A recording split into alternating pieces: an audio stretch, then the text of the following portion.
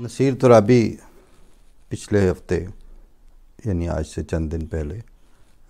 بلکہ ایک دو دن پہلے وفات پا گئے کراچی میں۔ انا للہ و انا الیہ راجعون۔ اس عہد میں، اس دور میں مستند اور سکہ اور مضبوط لب و لہجے کے ساتھ جتنے معین، متعین اور جاری مضامین شاعری کے تھے، ان کو اپنے ذاتی لب و لہجے کے ساتھ، اپنے ذاتی تھیسس کے ساتھ اپنے شعر میں اسٹیبلش کر کے اور مور دین 75 ایئرس اس حیثیت سے موجود رہ کے دیکھتے، سنتے اور بولتے وہ اپنے خالق حقیقی کے حضور حاضر ہو گئے۔ ہمارا لمبے عرصے سے واسطہ تھا، اور وہ جب ان کی وفات کا سنا، اور بالکل اچانک سنا، اور ہوئی بھی اچانک ہی وفات، تو وہیں سے وہ سارا سلسلہ جو ہے وہ دوبارہ یادوں میں اور کیفیات میں اور محسوسات میں وہ اس کو ری لیو کرنے کا پروسیس شروع ہوا۔ نارملی آج سے کچھ عرصہ پہلے تو جب ainabsar.com پہ صرف لکھنے ہی کا سلسلہ تھا، تو ہم عموماً ایسے کسی واقعے پہ لکھ دیا کرتے تھے، اور اب بھی خیال یہ آیا کہ لیکن پھر میں نے سوچا کہ وہ بھی ایک تفصیل طلب اور تھوڑا ہے، بیٹھ کے کرنے والی بات ہے، اور اس پہ انشاءاللہ چلے گا بھی سلسلہ۔ جب کوئی لکھنے کا وقت آئے گا تو انشاءاللہ لکھ بھی لیں گے۔ بہت سی چیزیں ہیں جن پہ انسان کے ذہن میں تو ہوتا ہے کہ اس پہ یہ بات بھی کرنی ہے، یہ بھی ہونا ہے، لیکن وہ ایک وقت صافی ہر وقت میسر نہیں آتا، لیکن دل بدل تو رہتا ہے سلسلہ تکلم کا، وہ سلسلہ ساتھ ساتھ چلتا ہے۔ مجھے یاد آیا کہ یعنی تقریباً آج سے 25 برس قبل پہلی دفعہ میں جو شعر ان کا سن کے تو وہ پھر لے گیا ربوہ اپنے دوستوں کے لیے، وہ تھا کہ یہ نصیر شام سپردگی کی اداس اداس سی روشنی، یہ نصیر شام سپردگی کی اداس اداس سی روشنی، بکنار گل ذرا دیکھنا یہ تم ہی ہو یا کوئی اور ہے۔ یہ زمین شاعری میں، شعر میں، غزلوں میں آپ نے بہت جگہ سنی ہوگی، لیکن سلیم کوثر کی مشہور غزل بھی اس پہ ہے،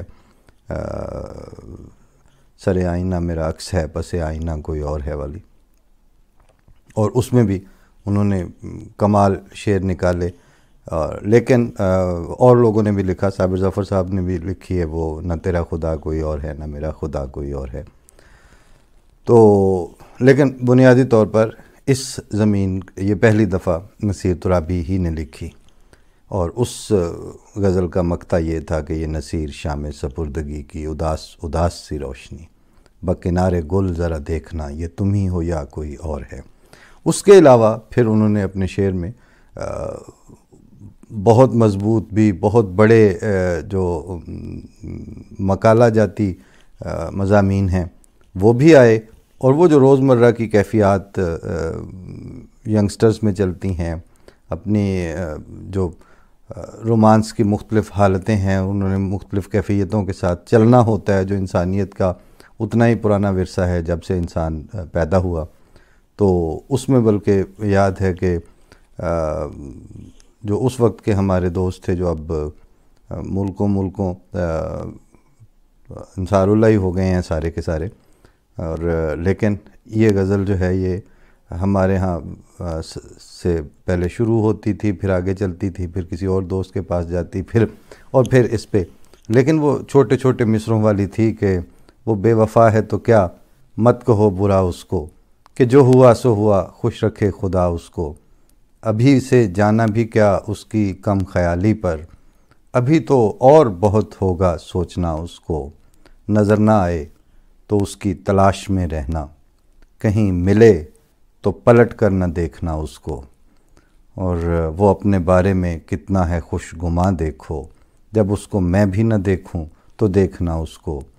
وہ سادہ خو تھا زمانے کے خم سمجھتا کیا، ہوا کے ساتھ چلا لے اڑی ہوا اس کو۔ تو یہ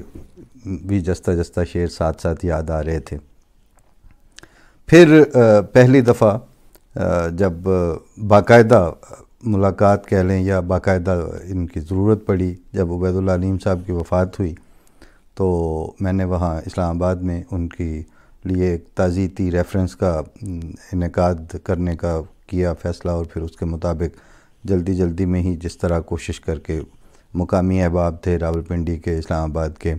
اس طرح ربوہ سے حضرت چودھری محمد علی صاحب مرحوم و مغفور، ان سے درخواست کی کہ آپ تشریف لائیں۔ سینیٹر تاج حیدر ان دنوں اسلام آباد میں تھے، جوہر حسین تھے، پروفیسر قرار حسین کے صاحبزادے اور ان کے تاج حیدر صاحب کے بھائی، اور اسی طرح کامران بشارت مفتی تھے جو اس وقت ابھی سول اپنا جوڈیشل اکیڈمی آف پاکستان میں ہوتے تھے۔ ثاقب سلطان تھے ہمارے دوست جو سول سرونٹ بھی تھے، پلس وہ آل پاکستان کلاسیکل سیمی کلاسیکل میں گولڈ میڈلسٹ تھے گائیکی میں۔ چودھری محمد علی صاحب کی بہت سی غزلیں انہوں نے کمپوز بھی کیں، گائیں اور پیش بھی کیں۔ تو اس وقت پھر ہم نے جب آرگنائز کیا تو کراچی سے احمد مبارک صاحب کو اور نصیر ترابی صاحب کی خدمت میں درخواست کی کہ آپ تشریف لائیں، اور وہ انہوں نے شفقت فرمائی اور میری درخواست پر وہ وہاں اسلام آباد آئے بھی۔ اس تعزیتی ریفرنس میں اس کی یادوں کے بہت سا حصہ تو اس کا جو ویڈیو اور ریکارڈڈ کلپس تھے وہ اس طرح محفوظ نہ رہ سکے، کیونکہ وہ اس وقت یہ ریکارڈنگ کا بندوبست خود میرا اپنا نہیں تھا، لیکن پھر بھی بسد کوشش اس کا کچھ نہ کچھ حصہ دستیاب ہوا، جس میں ایک انہوں نے مضمون پڑھا تھا، اور جب وہ مضمون ختم ہوا تو چودھری محمد علی صاحب مرحوم نے اس پہ یہ تبصرہ فرمایا اپنا مضمون شروع کرنے سے پہلے، صدارتی جو تھا چودھری صاحب نے جو پیش فرمایا، اور اس میں اپنے تمام ایجز کے ساتھ چودھری صاحب نے کہا کہ مجھے بھی جستہ دنیا بھر کے ادب میں انگریزی ادب کو اور باقی دنیا کے ادب کو پڑھنے کا موقع ملا ہے، اور 30-40 سال تک مختلف چیزیں نظر سے گزری ہیں، لیکن پروز اور نثر میں جتنا مضبوط مضمون یہ نصیر ترابی صاحب نے لکھا ہے، ایسی تحریر میری نظر سے بہت کم گزری ہے، بلکہ کہیں کہ انہوں نے یہ کہا کہ شاید اس جیسا مضمون میں نے پہلے نہیں سنا۔ ہوتا ہے ظاہر ہے مشاہیر اپنے ہم عصروں کے اوپر لکھتے بھی ہیں، مگر وہ سارے کا سارا مضمون ایسا تھا کہ مجھے اب بھی یاد ہے کہ حاضرین نے تقریباً 30-40 مرتبہ اس کے جملے جو ہیں مختلف ان پہ مقرر کی درخواست کی تھی۔ سارا مضمون پیش کرنے کے لائق ہے، کہیں سے تلاش کر کے اس کو ٹرانسکرائب کر کے تو پھر کسی وقت کوشش کریں گے کہ آپ کی خدمت میں پیش کر بھی دیا جائے، لیکن ظاہر ہے چونکہ جو ملاقاتیں رہتی ہیں تو پھر اس میں ذاتی بھی اور اجتماعی بھی، اس زمانے کے اہل ادب کی، اس زمانے کے مشاہیر کے حوالے سے جو باتیں بعض آپ نے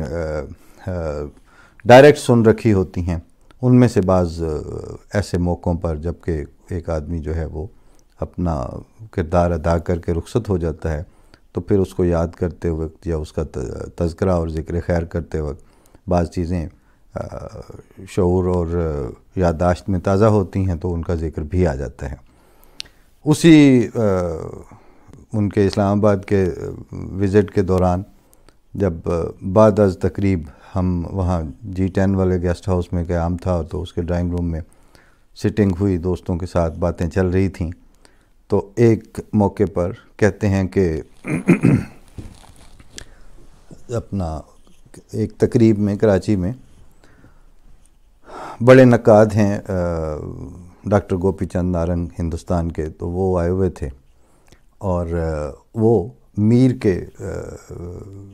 شعر کے اوپر اور میر کی شاعری کے اوپر اپنا مقالہ کراچی یونیورسٹی کے ہال میں پیش کیا جا رہا تھا، اور ظاہر ہے کہ اس میں طلباء سے زیادہ اہل قلم اور اہل علم جمع تھے۔ اس کے بعد اس پہ بات چیت شروع ہوئی ان کے ڈاکٹر گوپی چند نارنگ کے مضمون کے بعد. تو چونکہ انہوں نے جو لائن اپنائی تھی میر کا یہ شعر، یہ نصیر ترابی صاحب نے جیسے سنایا، میں وہ تقریباً اپنے حافظے سے اسی طرح آپ کی خدمت میں پیش کرنے کی کوشش کر رہا ہوں. تو وہ کہتے ہیں کہ انہوں نے میر کا وہ شعر کوٹ کیا ڈاکٹر نارنگ نے کہ شعر ہیں گو میرے خواص پسند، پر مجھے گفتگو عوام سے ہے.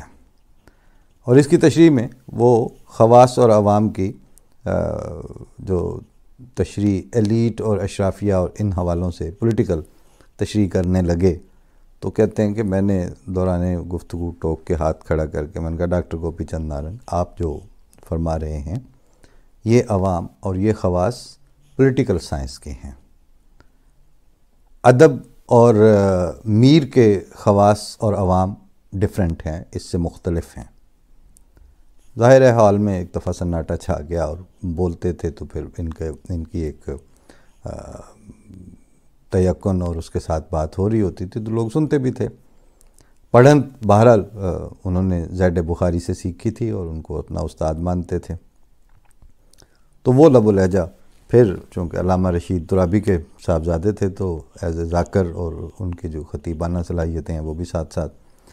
کہتے ہیں ڈاکٹر گوپی چند نارنگ یہ جو آپ تشریح کر رہے ہیں یہ میر کے عوام اور خواص نہیں ہیں، یہ پولیٹیکل سائنس کے عوام اور خواص ہیں.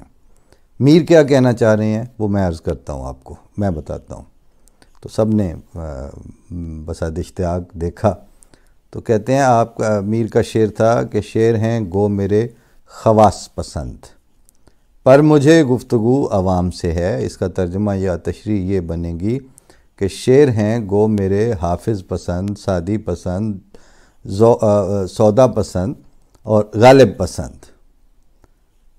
پر مجھے گفتگو ڈاکٹر گوپی چند نارنگ سے ہے. آپ ہیں عوام، یعنی جو نقاد ہے وہ میر تقی میر کے عوام میں شمار ہوتا ہے. جو خود صاحب تخلیق اس طرح سے نہیں ہے وہ میر کے عوام ہیں، نہ کہ یہ عوام جو آپ کہہ رہے ہیں.